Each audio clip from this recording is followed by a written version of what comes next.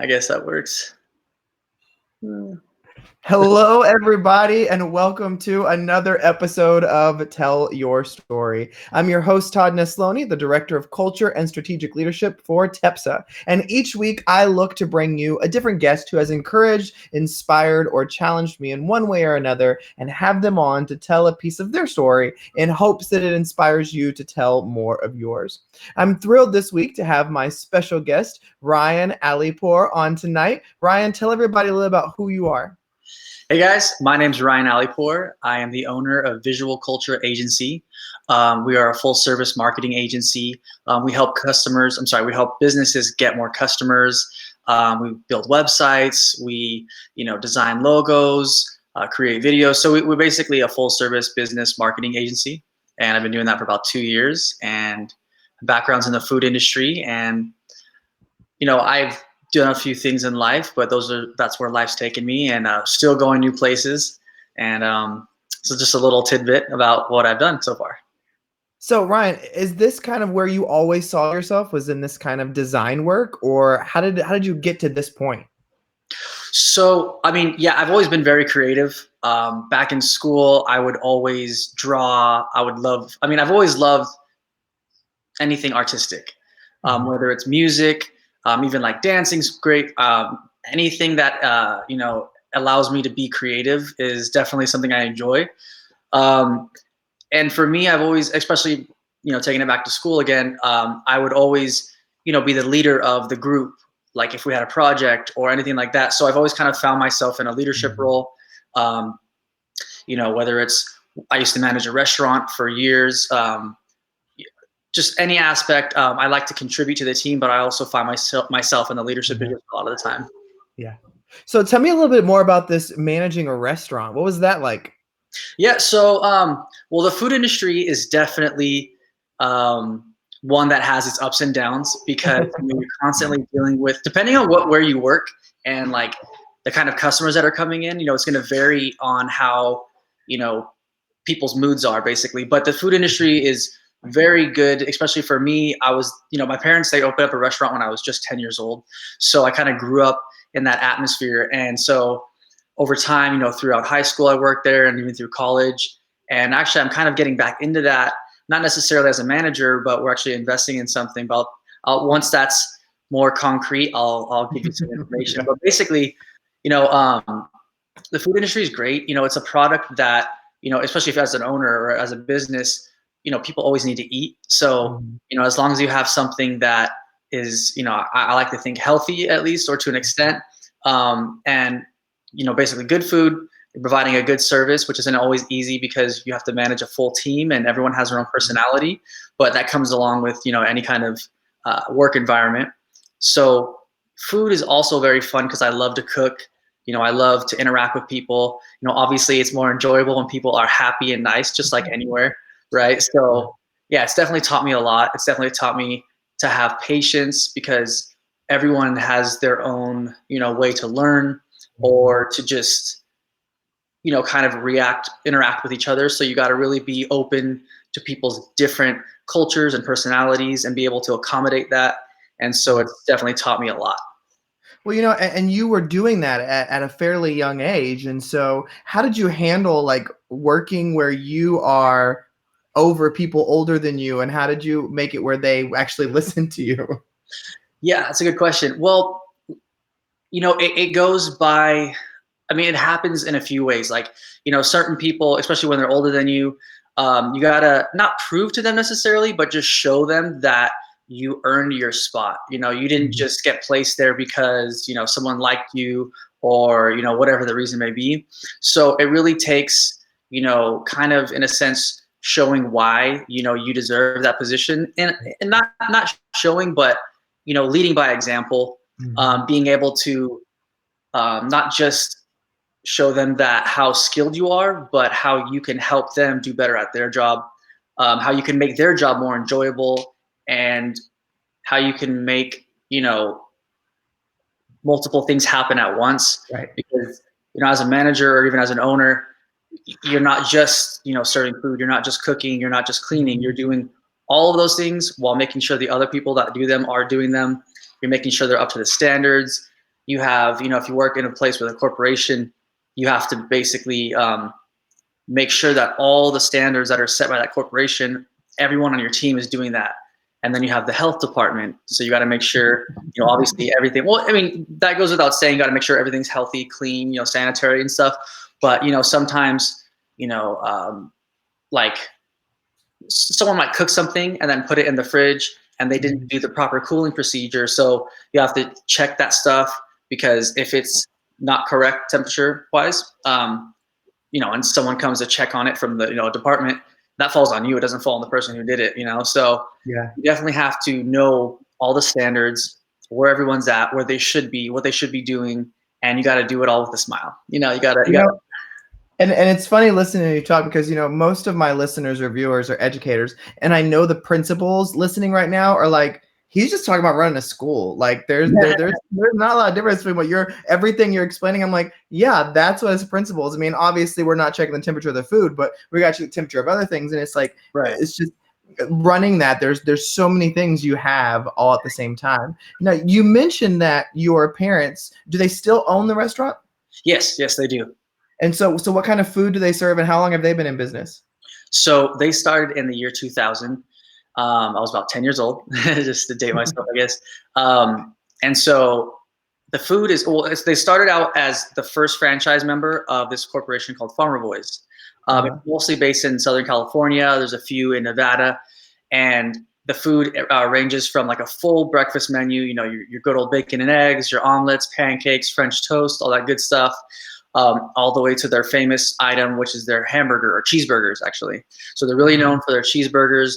They also have a nice salad and wraps menu, fried fish, chicken sandwiches. This is a great all-American food place. Yeah, basically it easily. Yeah, exactly. But, now that you are in this kind of new endeavor of designing and doing all that work, are they kind of sad that you're not taking on the restaurant business? Well, so I mean, I worked there for over 10 years, and the idea at first was to just work there until it becomes mine, but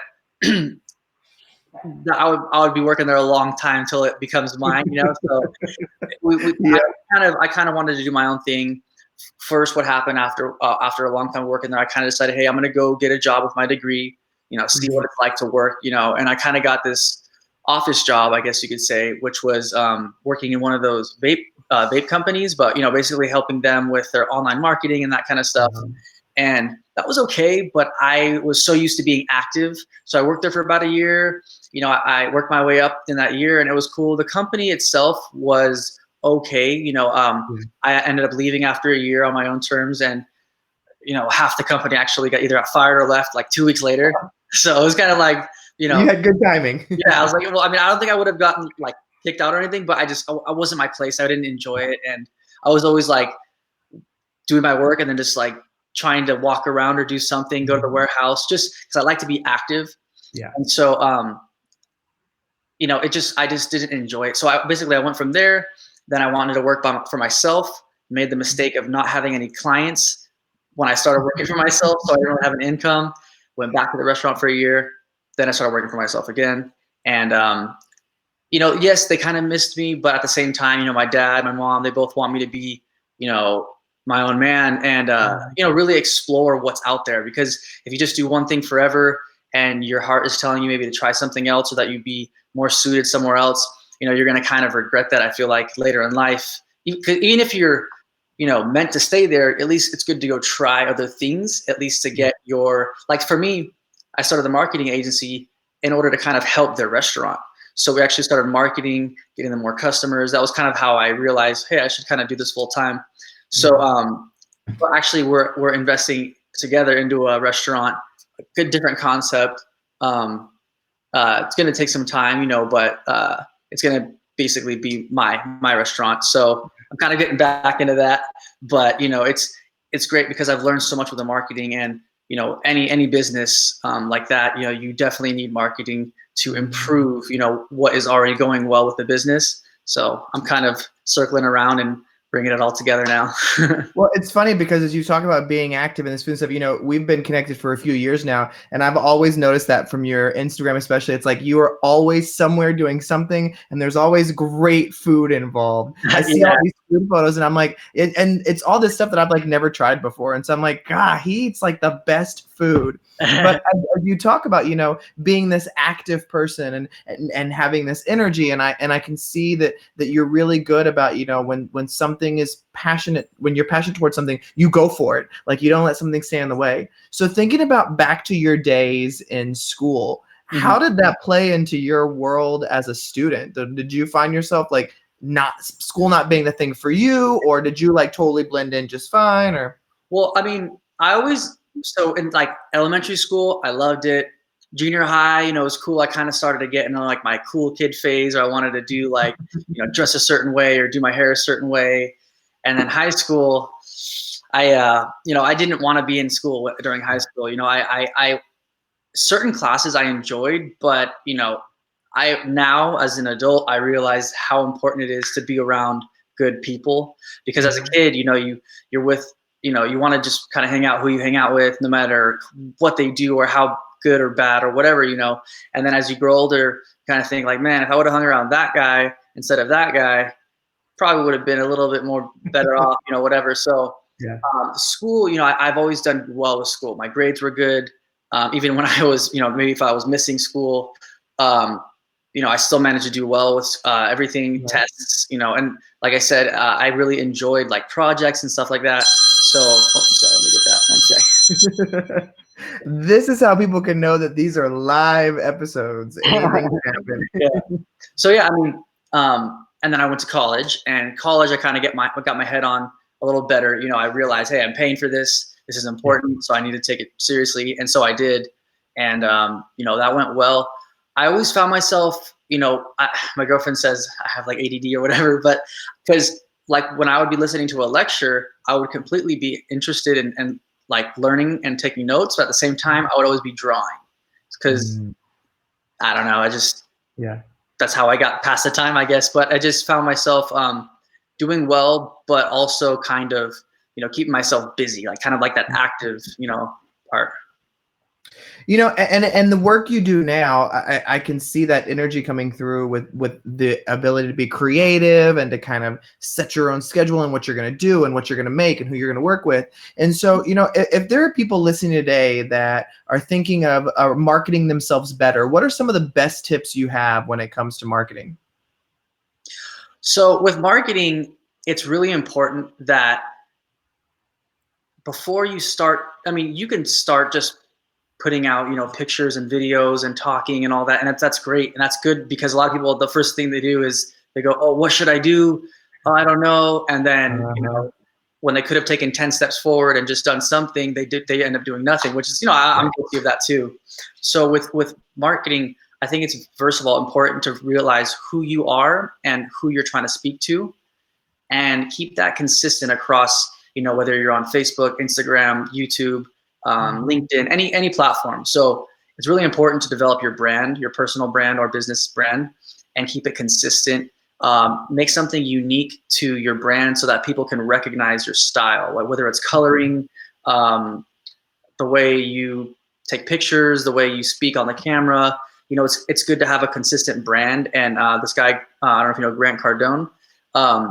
He's a very successful entrepreneur, and he talks about having an omnipresence, meaning like you want to be everywhere. You want to be on YouTube, LinkedIn, Twitter, anywhere that people are going to be on it. You want to be there because you don't know what's going to be popular in a year, and you don't know where your fans are going to come from. But when they start to see you everywhere, you actually become like a celebrity. And you don't even feel like that, but when someone starts to watch videos of you and they don't even know you, and I'm sure you can relate. You watch videos of someone that you follow, like maybe on social media, and you start to become like, you start to think like you know them or feel like you know them, and they have no idea who you are, but it's just because you're interacting with them on a social video, or at least watching them. So you get to like really connect. And so that's really important to be, taking video, using video for your business or your brand to really connect people with either the employees, the team, even if it's like a school, the staff, so people really get to understand the life inside the brand. And beyond that, I mean, strategic stuff, it's good to run ads, it's good to use Google, Facebook. Those are platforms that, Google, aside from Google, the number one search engine in the world is YouTube. So if you're putting out content on YouTube, and even if they're just how-to videos, which actually not just even if, those are probably the most used videos on YouTube. Anytime I need to do something, that's what I go to is YouTube. Yep, me too. Right. So yeah, it's really important to just take action, put yourself out on all the platforms, keep it consistent. When you have enough money, if it serves your brand, start to run ads on places like Facebook, YouTube, using Google as well, and really just keep it consistent. And anything else I can add? I mean, that's about what I have on the top of my head right now. Well, and you do a lot of creation, whether it's graphic design or video or things like that. What is your favorite favorite means to work with? I mean, at least recently, I found myself really enjoying building websites. I don't know why. I mean, there's so much you can do, and you get to create. It's like you're building like a store. I mean, the website doesn't have to sell anything, but it's cool because you get to create this fluid, combination of pages, and there's the front end where it's all cool and design wise, but then sometimes you want to get creative and do stuff on the back end to make, the functions like I have one website I built for someone. You could click, the different, they're selling dog collars and leashes. So I set it up to where you would click a different colors thing, and it would change the color on the leash, and it would change the color on the, the collar, and it would change the size. And it was just kind of cool because when you see that stuff come to life, like when you're using it as a user, you're just kind of like, oh, this is how it works. And sometimes it's cool, but when you're building it, it's a little more technical. So it's kind of like, how can I make this work? And then you see it all come together, and it's nice to see stuff really come together and flow and function. And then, someone gets to use that as a business. So it's a nice I will say website design is no joke to me. I used to dabble in it a little bit. It is one of those things that, it's fun to do, but it's one of those that you do something really simplistic, and then you look at the clock and you're like, wow, it's 3.5 hours later. And all I did was these 4 little things, and it just sneaks by you really quickly. Yeah. Well, Ryan, when you look at your life and kind of everything that's led up to your life today, and you look at all the experiences you've been through, what is one that you can really look at and say that was a really big determining factor into creating the man you see today? Ooh, that's a big question. I'm sure there's lots of answers, but what's one that comes to mind? Let's see. What made me to the man today? Well, honestly, one really good, I mean, there's so many things. Like my parents, I got to say that's probably the biggest and best thing, because, not everybody gets, good parents, and I have great parents. So they've definitely led me by example and always been there for me. I think, it's kind of funny. I think the way I met you when I was in that I didn't mention this, but when I was in a network marketing business, which I'm not really fond of network marketing, but the product I was working with, which I still have, it's this water machine. Anyways, in that business, it wasn't maybe the right choice for me long-term, but the self-development I learned how to do in that business, whether it was just reading books, listening to podcasts, listening to audiobooks, that really helped me realize that, that's what separates people from their average self to their best self is really working on your mind, the way you think, the way you perceive stuff, the way you go after things, and really being able to improve myself in a full spectrum. Because if all you do is you do your job and you come home and you watch TV, you go to bed and you kind of repeat, you're never leaving any room. I think it's as important or more than going to the gym. Going to the gym or working out, just some kind of activity is really good for your body, because if you don't take care of that, then you just start to go downhill. And I've kind of let off the gas on the working out, so I got to get back on that. I'm actually going to go work out today with my buddy. He's a good, awesome trainer. And so, really, I think self-development and, learning from people who are either doing what you want, have something that you want to have, or just have the qualities that you want to see in yourself. Yeah. You see your vision of your best self. really developing yourself, the mindset is really the most important thing that I've really done to help me transform how I approach everything. I love that. Well, Ryan, one of the questions that I always love to end all my conversations on when I do a Tell Your Story is, if there was one thing that you wish more people in our world knew or understood, what would your one thing be? How to use their turn signal. No, I'm just kidding. Amen to that. um, I think the one thing that I wish a lot more people understood, even myself, you know what I mean? Because we all get in our comfort zone, is that, really every person is going through something, and, just being able to smile, be sweet with someone, be nice with them, care about them, caring about others. I think that's one of the most important things that can make someone's day, make someone, change the way they think about others. Because some people are so afraid when they're like, oh, I take walks, a lot. And sometimes when I'm walking, some people will say hi, and that's great. And then like some people, they don't want to look at you. They want to walk by and keep their head down. So I think really just being a connected community of people and not so divided, you know what I mean? Because it's, I don't know, it's such a more welcoming, like in my parents, like I come to visit them, and in their neighborhood you can be driving by someone and people wave and they say hi. And in my neighborhood, which is a great neighborhood, but people, they don't want to necessarily say hi for whatever reason. And it's just such a better feeling when you drive by or you walk by someone, you say hi, something as simple as saying hi, but really just connecting with people, getting to treat people like family or friends, even if you don't know them. I think that really helps just the world be a better place, to be honest. I love that. Well, and that is the perfect way to end this conversation. Ryan, I know you are crazy busy, so I really appreciate you making some time to chat with me today, and I've loved the conversation, so thank you. Great. My pleasure. Thanks for having me. And thank you, everybody, for listening or watching another episode of Tell Your Story. Remember, you can check out past episodes on Spotify, Apple Podcast, SoundCloud, wherever you get them, they're there. Hopefully, today's conversation with Ryan has encouraged you to get out there and tell your story, because every story matters.